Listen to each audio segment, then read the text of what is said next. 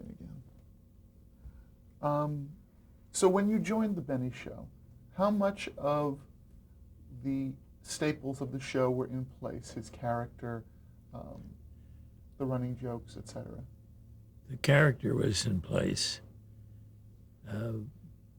The running gag technique, that came a little later when we used it considerably. But for such a young kid as I was, to have all this happen to me was unbelievable. After the second show, I wound up doing a part of one of the writers on the air in the second show of that season. Then we started home, and about 5 or 6 days later, we're in Palm Springs writing the show. So and we went to Palm Springs frequently during those radio days because it was so simple. So I got a whole new look at life, and apparently it worked out. Talk about some of the other writers that you worked with on the staff. Were there other writers? Well, what can I tell you? I told you about Sam. Milt Josefsberg was with Bob Hope for several years. John Tackleberry was a Texan who, I don't know what his contact was, but he got onto the show, I think, through another agency. And for the first,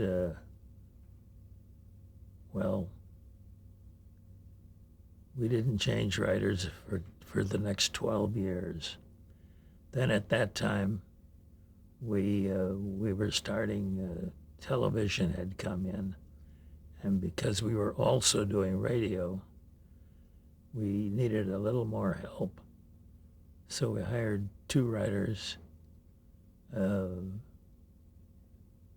Al Goldman and Al Gordon, and they were on the show for 12 years. Now, did Josefsberg and Tackleberry join around the same time as you and Sam Perrin? When I say they were, Milt and Tack were on the air for 12 years. We're on the Benny Show for 12 years. You had a question there. What was it? Did Milt and Tackleberry, did they join around the same time as you and Perrin? That we joined together, actually. And they were on that trip to New York that I told you about. Now, describe a typical work week writing the Benny Show. Well, when you're with Jack, you just don't have to use the word working. But we were in attendance and performed our job. But a typical work week was we do a show on the air Sunday evening, and when that show was over, we really didn't know what we were going to do the next week. But we didn't let that bother us. On Monday, we took off.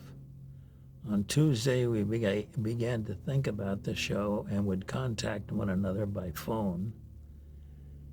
Then on Wednesday, we would firm up an idea. Tuesday night, we would call Jack and say, we've got an idea that might work. And he said, yeah, it sounds kind of funny. Go ahead and do it.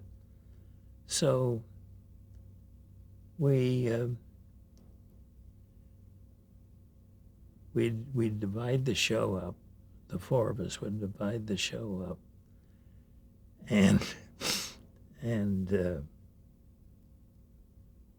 then we'd call Jack and say, Jack, this is what we want. Of course, I just said we'd call him. But we would decide with Jack's approval what to work on. So then Wednesday and Thursday, we'd write both halves of the show, each half, and we'd have it ready to go to Jack on Friday, and then we'd sit down with him and we'd get it all cleaned up and ready to go to Mimeo for a Saturday morning dress rehearsal. And then on Sunday, we'd do the broadcast. And once again, we were right where we were a week before. We're scheduled to go on the air, and we have no show. We used it up. So that's more or less the approach to radio writing. Now, among the four of you, the four writers, how did you sort of break up the assignments? It didn't matter. We each had so many pages to do, and Sam and I didn't care what half the other boys took. They could take whatever was they thought they could enjoy most while working on it, or it didn't matter. We just say, you take this, we'll take this, or we'll take this and you take that. Half shows. And then we just kind of call each other up on the phone on Friday night, or rather Thursday night, and we'd say, what's your last word? Say, well, you had the sketch. What did you finish? So, well, we finished with Mary walking out the door and tripping over the flower pot. I don't know what that means, but that's what they tell us. So we'd start writing with Mary getting up and dusting off her dress, whatever, any two things that blended. Then we'd meet with Jack, and he'd start at the top and clean up the show the way he wanted it. Sometimes we'd work as much as 2-3 hours. Other times we'd work a half hour. But somehow or other, Jack had he'd gotten to a point where he trusted us with what was right and wrong, and somehow or other it all fell together in good shape. And that's pretty much how we worked. Talk a bit more about Jack's relationship and rapport with the group of writers. Well, there's been no show that ever had such a situation as we had. Jack understood us. We understood him. And I remember we were at our one Saturday we went to the dress rehearsal, and after that we were in the conference room at NBC, and we're working on a script. The purpose of this meeting was to punch it up here and there wherever Jack wanted it. So we're getting along, and Jack says, we're sitting around the table. Jack says, fellas, I want a new joke right here. Page 6, a new joke. And there's absolute silence. He says, right here, page 6, I want something good. It just calls for something to make it so-and-so. A new joke. There's silence. We didn't respond at all. And then after a while, I leaned over and I said, Jack, we'll get you a new joke. He says, oh, you agree with me, huh? I said, no, but it's possible that the four of us could be wrong. He looked at me for a split second and broke into the biggest roar you ever heard, laughing. Got up off his chair, slid down the wall, and sat there in the corner laughing. And as he got up, he says, I wouldn't change that joke now for $1 million. And he didn't. We went on the air, and it got a big laugh. And Jack just looked up at the booth as if to say, you son of a gun. And that was it. That was the kind of relationship we had. And he he had great faith and trust in his writers. I've heard him say this, and I've heard him say it to other people and to me personally. He says, I'm number one because I'm Jack Benny and it's my show. After me comes, after me comes my producer, my director, the script girl, the usher, but don't put anybody between me and my writers. And of course his message was, when we, meaning Jack and the four writers, have finished a script and we're happy with it, don't anybody touch it. And they didn't. Nobody put anybody between Jack and his writers. That's why his shows, I believe, were always so good. And that's because not that we knew what to write, but we knew when to stop writing. As Jack would say about himself, I don't pretend to know what's good, but I always know what's wrong. And that was his credo. Now, you made mention of Mary Livingston. Talk a bit about her. What was your impression of her? There isn't much to write about Mary. She was very valuable on the show because she was what I'd call a utility actress. She, whenever we needed a girl, she was not Jack's wife. She was just Mary Livingston, a girl. And she would make her performance from that standpoint. She was Mary Livingston from Plainfield, New Jersey, who had a very funny mother. Not in reality, but we made the mother funny, we think. And then if Jack was going to do a scene with another female, a beautiful girl, it wouldn't be Mary. It would be the movie star that would play that. Mary would just go along to a cafe or wherever they went to take jibes at Jack in front of his friend. And of course, where the letters from Mama from Plainfield were always a big hit. And Mary was utility. She filled the spot and did that extremely well. Talk about the difference between their relationship on the show as opposed to their relationship in real life. Whose relationship? Jack and Mary. I can't tell you much about that. There's no question but what Mary sometimes perhaps, well, I don't know how to tell you much. It was a good relationship. I don't know whether you can say much more than that or not. But Mary had nothing to do with the show in any way, unless she wanted to use her pressure somehow against.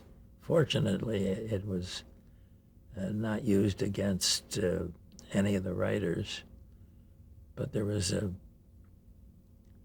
actor or an actress that if Mary expressed a personal opinion, it could result in maybe the new individual not being used anymore, but that was minor behind the stage stuff. What else you got? How conscious do you think the audience was, though, that this woman that was Jack's wife was playing a character that was other than his wife on the air? playing the character that was other than his wife. I'm sorry, I'm That not. her persona on the show was different than her relationship with Jack in real life. I couldn't tell any difference. It never interfered with what I was supposed to do. Mary was always good to me. I don't know why, but she never gave me any trouble. There were one or two other people where I know Mary could work a little off scene and eventually get some results, but I only benefited good from Mary in that she would get a new Cadillac every year, and whenever she would turn in her old one, I'd buy it. So I was driving Cadillac cars, which really were Mary's, but they were secondhand, and I didn't care. Only had a year's mileage on it, which was, I think, one year it was less than 2,000 miles. She only drove from the studio to Beverly Hills, and then I'd grab it, and it worked out fine. Let's talk about some of the other people on the show. First, the character of Jack's valet, Rochester. Rochester. Talk a bit about him. Well, Rochester was discovered. He came on the show about a year or two before my time, and the part he played was a Pullman porter on a train, 20th Century Limited, coming out of New York to Chicago. And at that time, it wasn't Rochester. It was Syracuse. His name was Syracuse. And he was so funny. After the second show, they said, we can't let this fellow go. We got to keep him. So they kept Syracuse, changed it to Roch, and became Jack's valet or butler. And that's the way Roch got on the show. And then became, most of the time, they get the bigger laughs. Talk about the relationship between the Benny character and Rochester. But I was kind of half thinking of something else. What did you say? Talk a bit about the relationship, the dynamic that Benny had with Rochester, and how you would write to that.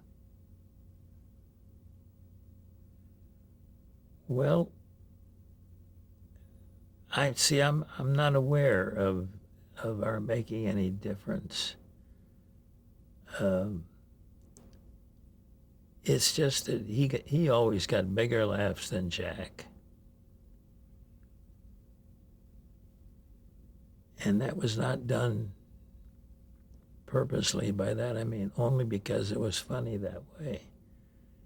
And the two people, he just he took everything that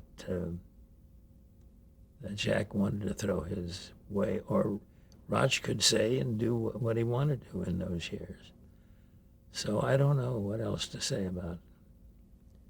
How do you think the character was perceived by listeners? You know, again, that's why I said I don't know. We were not aware that there was any. We treated him with that he was just a black actor doing a great job, getting big laughs and big money. So there's not much you can say about it. I never found any. We never wrote to any certain line on the show. We just wrote, and it worked. Let's talk about some of the other actors and describe them and the characters that they played, and anything anecdotally that you'd want to add. Just go through some names. Frank Nelson. Well, Frank again was and Mel. They were utility people. By that I mean that not necessarily they weren't stars in their own right. They were, And in fact, that was Jack's belief regarding his show. Get good people, pay them well, and let them work. Don't interfere with what they're doing. But and your question again was about Talk about how Frank Nelson's character was developed, evolved. as far as I know, when Frank came on the show, the character was that kind of a character. Was already there, but I think we sharpened. It automatically became sharpened as the jokes became a little sharper. And we worked so close with our people that we just never thought about their differences. At least I didn't. Maybe I didn't know enough about it. But that's about it. You mentioned Mel Blanc. Talk a bit about him. I first met Mel,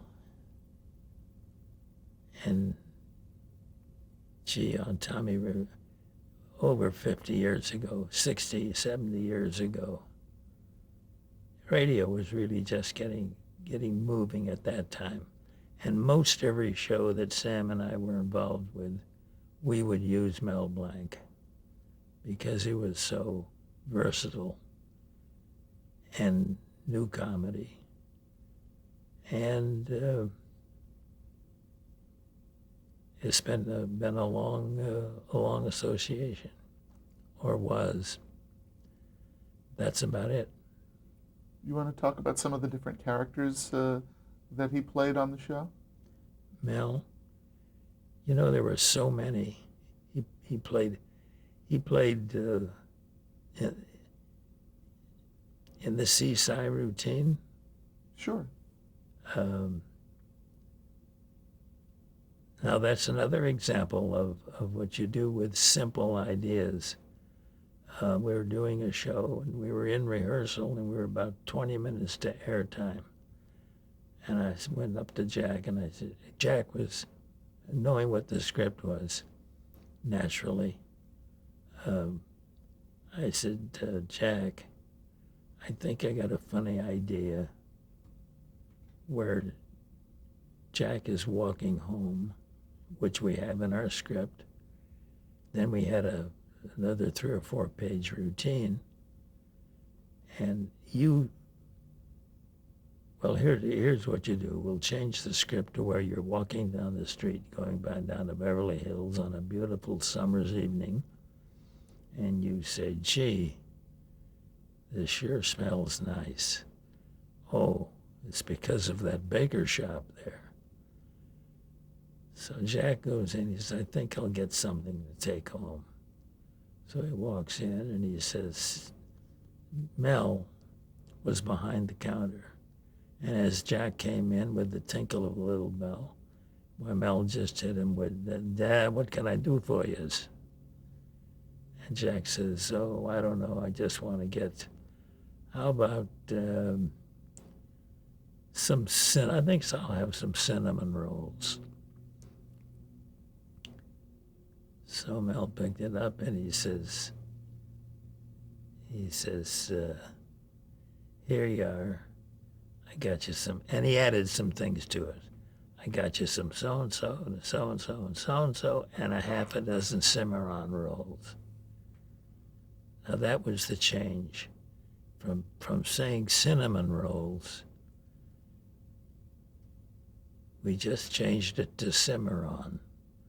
So when Mel says, and a half a dozen Cimarron rolls, Jack says, no, not Cimarron rolls. It's cinnamon rolls. He says, that's what I said, Cimarron rolls. He says, no, look. And they went back and forth Jack trying to correct Mel to say Cimarron rolls. And Jack says, oh, forget it. And as he went out, Mel says, you drive me nuts. That's all we had. 3 or 4 laugh joke Cimarron rolls, routine. That's all we had. Well, of course, that became a routine for 25 years. We used it at every opportunity, but not too frequently. And also Mel did the little Mexican, the seaside routine. It was just, we were doing the Treasure of the Sierra Madre when, with Jack playing the part of Humphrey Bogart and Don Wilson playing the John Huston, I believe, part. And they're out in the desert looking for gold. And at a point, they noted that there was a Mexican bandit coming down the street. So they went over to him to check him out. And Jack said, "So you're a Mexican bandit?" He says, "See." He says, "You live around here?" He says, "See." He says, "Do you have a family that lives here with you?" He says, "See." He says, "What's your family's name?" He says, "No, what's your name?" He says, "Cy." "Cy? See." That is another joke. Done once, supposedly. Also done for more than 25 years. They're still doing it today.